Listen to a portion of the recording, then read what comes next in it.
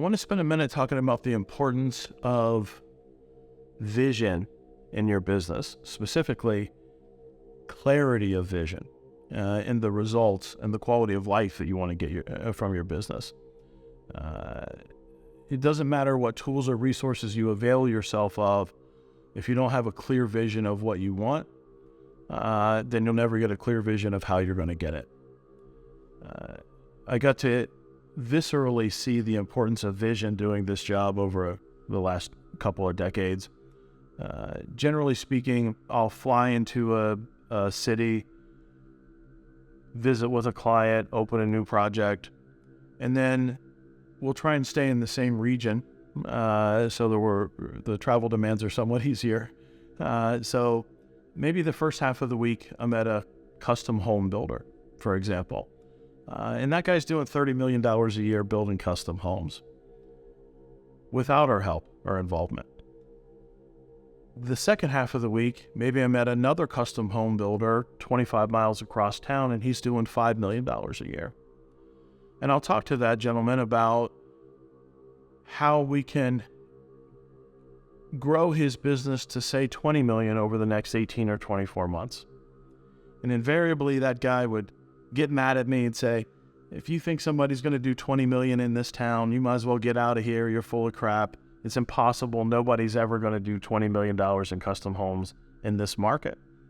In the meantime, yesterday, I was at a business doing 30 million, and by the way, they had maybe 10% market share. So there was obviously a lot more homes being built, an opportunity to build more homes than what the $5 million guy saw.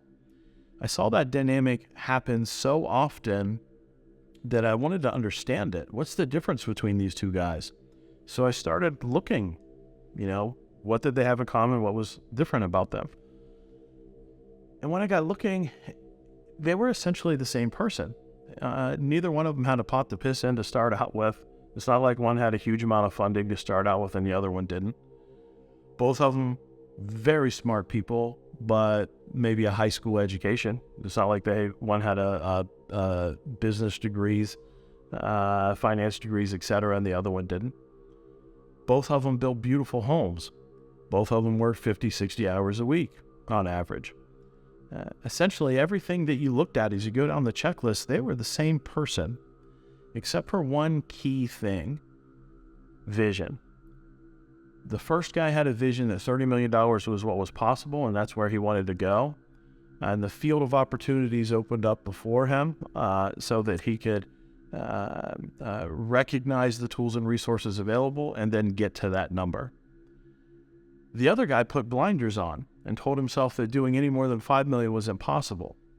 So he didn't recognize the tools and resources that were surrounding him all the time that would help him get to 20 million, 30 million, 40 million.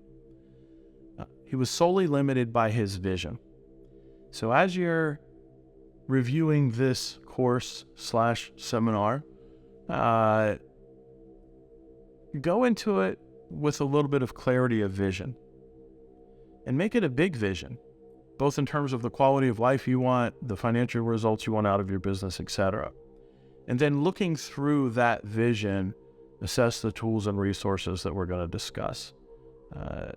Because if you don't have a clear vision about what you want, or you have a very limited scope of vision, then you literally blind yourself to the tools and resources that are available to you. In business, it's almost as though we're surrounded by this 360-degree arc of resources and opportunities that we can avail ourselves of.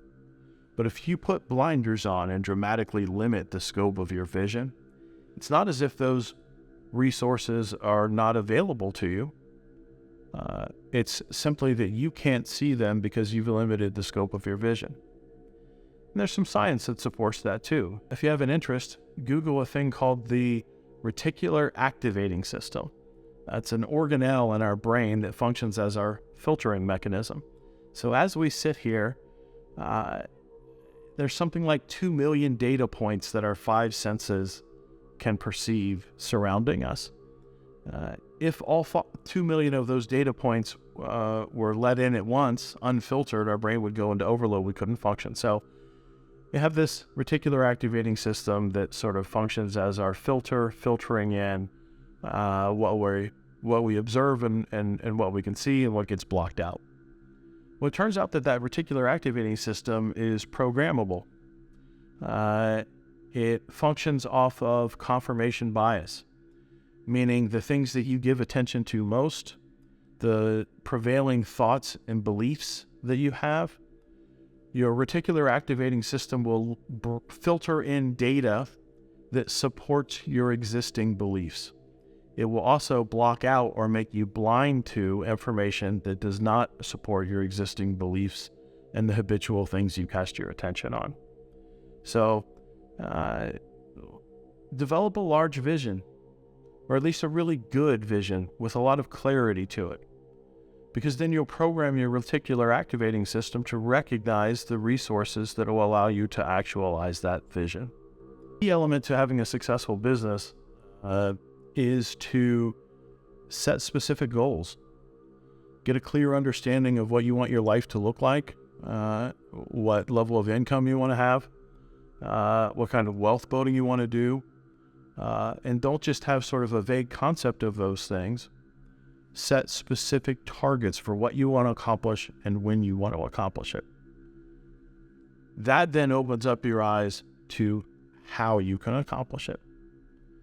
Essentially, we want to have a reverse engineered or purpose-built machine of a company that's reverse engineered to our specific set of goals. That means you have to start with a specific set of goals to reverse engineer to.